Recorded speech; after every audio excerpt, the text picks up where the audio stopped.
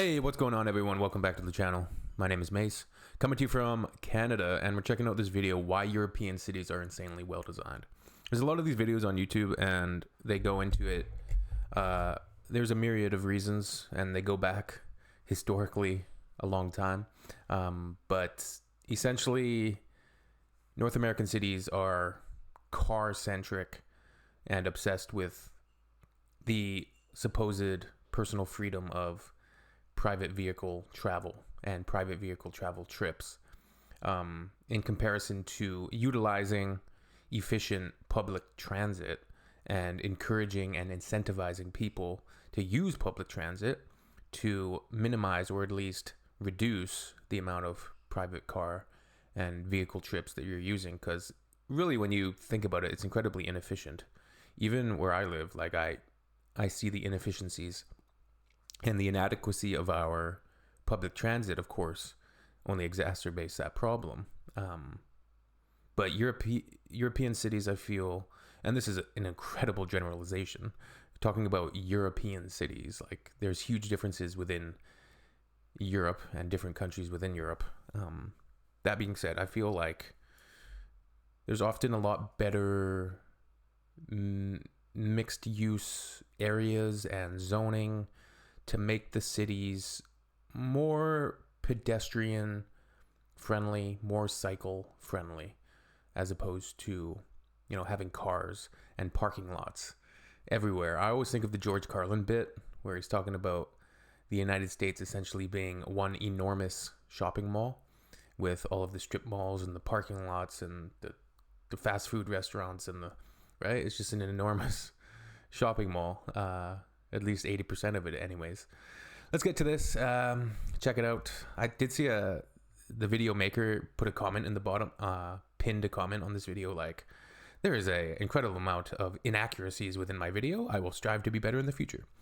Big up to them for being humble and having the humility to post that and working on their research and accuracy. All right, let's check this out. See what I don't pick up as being inaccurate, because I'm not an expert on Europe. I'm just a Canadian from a small town. All right, let's go. Across the globe, there are more than 10,000 different cities that are all unique in their own way. While cities in the United States are dominated by cars, European cities are the polar opposite. This is because cities such as Paris are much older than American cities like New York, and the age difference has led to many interesting changes in the physical layout of each. That is you have to ponder that a lot of the times, because Europe just has such a huge amount of history, and these cities have been there for sometimes thousands of years, right? Whereas the new world is still relatively new, especially on the West Coast. So like I'm on the West Coast of Canada. It didn't get settled until pretty much the 19th century, right? Or 18th, 19th centuries is when development started. So we don't have the same amount of architecture or history. City. European cities are also known to have a lot of bike paths accessible throughout the city, something you rarely see in American ones. But besides the drastic comparisons between cities across the globe, why are American cities so different? And why didn't they follow the European blueprint for building a city? When taking a look at a city such as New York from satellite imagery, you see a lot of horizontal and vertical lines crossing between buildings and intersections. This is known as the grid plan, or the grid method. Now, the grid method was the founding framework for American cities, and besides New York, almost every city in America has adopted this design choice. By using the grid method, American cities were perfectly designed for both residential and commercial uses, since streets bordered buildings on each side. This can be visualized in a city like Los Angeles, where you can see the grid method being used for over 5 straight miles of streets. While this method of city planning was great for commercial and residential uses, European cities, The suburban nightmare, had a different approach to city planning. When you take a look at a city such as London from satellite imagery, you don't see many grids at all, and you might not even see any. In Europe, they did not use the grid method to build cities. Paris is one of the, I think, coolest and best designed cities. It's super cool. They instead built radial-based cities. Yeah, radial. Now, it may seem that radial-based cities are the exact opposite from grid-based cities, but that's not exactly true. A radial-based city is based on a series of concentric circles that surround a traffic intersection. This can be seen all across Europe in cities such as Paris and Denmark. The design dates back In cities such as Paris and Denmark. Hopefully that was just a brain fart on his part. Europe in cities such as Paris and Denmark. The design dates back to ancient times, but is still very useful in today's cities. But again, this is something you rarely see in the United States, and there are many reasons behind this. For one, U.S. cities were designed for profitability, and the grid method allows as many homes and buildings to be placed in a certain location without wasting any space. It also means that the city will be designed for cars, and not for walking or biking. While this method has worked for hundreds of years, it shows how European cities are better designed for residential use over commercial uses. But this statement is not 100% true. While the cities are better designed for walking and bicycles, they still serve as a commercial use.